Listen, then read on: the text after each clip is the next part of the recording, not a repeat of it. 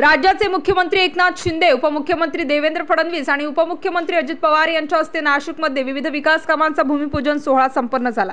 यात मराठा समाजातील 500 विद्यार्थ्यांसाठी व 500 विद्यार्थिनींसाठी 10 मजली सारखी या संस्थेचे वसतिगृह व संस्थेचे विभागीय कार्यालय तसेच धनगर समाजातील 100 विद्यार्थ्यांसाठी व 100 विद्यार्थ्यांसाठी वसतिगृह कामाचा भूमिपूजन सोहळा मोठ्या दिमाखात संपन्न झाला।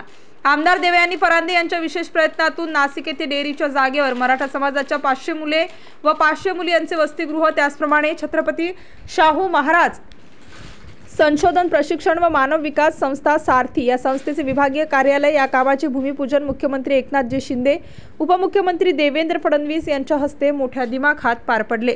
राज्याचे मुख्यमंत्री एकनाथ शिंदे, उपमुख्यमंत्री देवेंद्र फडणवीस व पालकमंत्री दादाजी भुसे, महादेव जानकर यांच्या शुभ हस्ते संपन्न झाले।